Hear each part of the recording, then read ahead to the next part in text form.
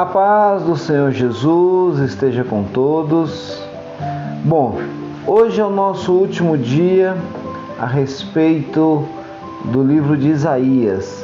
Nós estamos no nosso dia 211 e eu gostaria de falar rapidamente a respeito do capítulo 64 até o capítulo 66 de Isaías.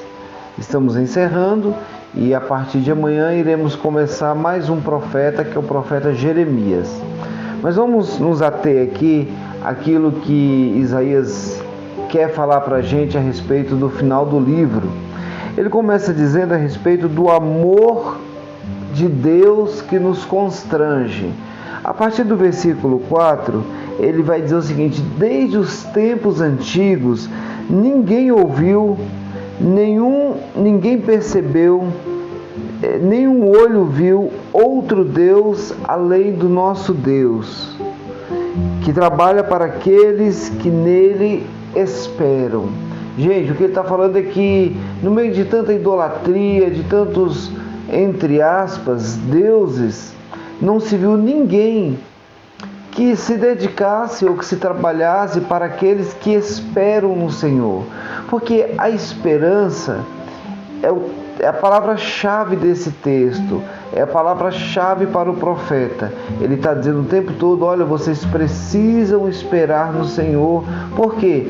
Porque Deus é um Deus de esperança, e a nossa esperança tem que ser também como esse Deus de esperança. Olha o que o apóstolo Paulo diz no livro de Romanos, no capítulo 15. Ele vai citar uma profecia do próprio Isaías. Aqui, Romanos, capítulo 15, versículo 12. Ele vai falar assim, a respeito das profecias de Isaías. Isaías também diz: brotará a raiz de Jessé, está falando de Jesus. Brotará a raiz de Jessé, aquele que se levantará para reinar sobre os gentios, e esses, os gentios, colocarão nele a sua esperança. E ele encerra aqui o apóstolo Paulo falando que o Deus da esperança nos encha de toda alegria e paz por sua confiança nele, para que vocês transbordem de esperança pelo poder do Espírito Santo. Que coisa tremenda! Que o Deus da esperança nos encha da esperança que é dele, e que essa esperança ela transborde em nós através do Espírito Santo.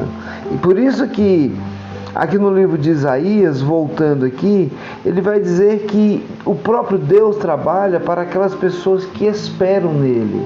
A grande pergunta que eu te faço é: você tem esperado no Senhor? Você tem tido a certeza de que a sua vida está nas mãos do Senhor e que Deus ele trabalha não como nosso empregado, não é isso, mas que Deus ele tudo coopera para o bem daqueles que amam a Deus. E nesse sentido coopera porque nós amamos ao Senhor e esperamos nele. Que coisa especial!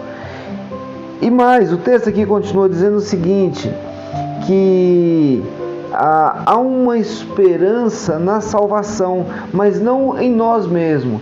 Ele vai dizer que ele vai fazer uma pergunta: se nós somos injustos, como nós então seremos salvos?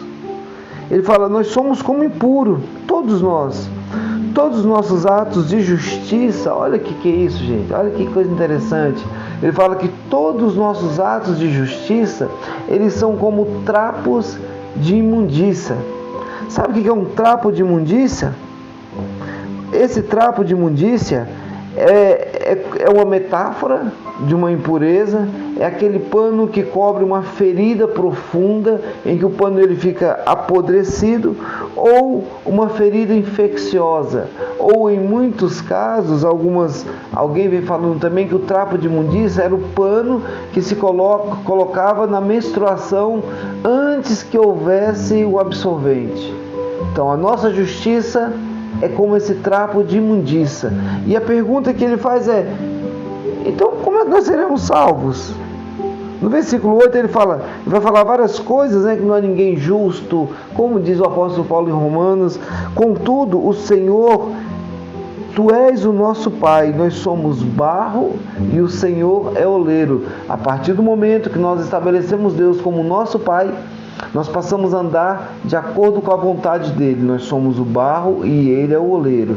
Isso quer dizer, em resposta de como seremos salvos, é que nós estamos na mão de Deus. Eu me coloco nas mãos do meu Senhor e aí sim eu sou salvo. A partir do momento que eu não quero nada com Deus, eu não tenho a salvação. Essa que é a realidade.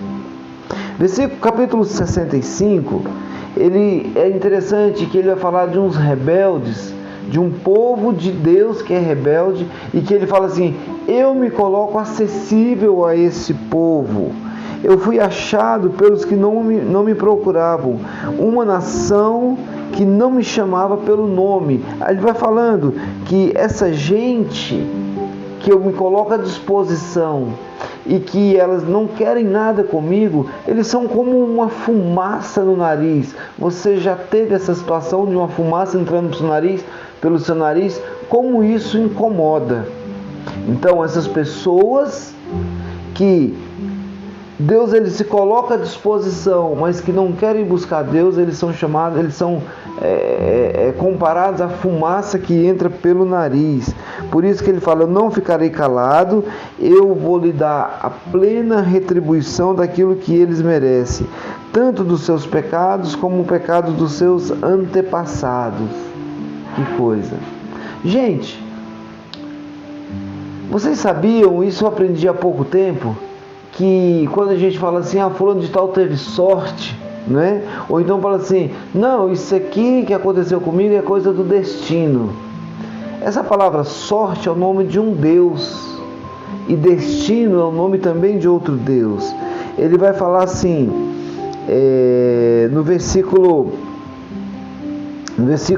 11 do capítulo 65: mas vocês que abandonam o Senhor e esquecem o meu santo monte, que põe a mesa para Deus a sorte e enche taças de vinho para o Deus destino. O meu destino não está na mão do Deus destino, mas a minha vida está diante do Senhor. Sorte, não existe a sorte. É o nome de um Deus e ele fala que ele se aborrece disso. E agora, para a gente encerrar, realmente, capítulo 66, ele vai encerrar da mesma forma que encerra o livro de Apocalipse. Ele vai falar de um novo céu e uma nova terra.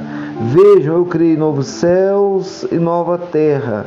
As coisas passadas não serão lembradas, mostrando que há esperança em um novo céu e uma nova terra somente em Jesus Cristo, nosso Senhor. Que coisa especial! Amanhã estaremos falando a respeito do profeta Jeremias. Que Deus te abençoe e tenha uma excelente leitura.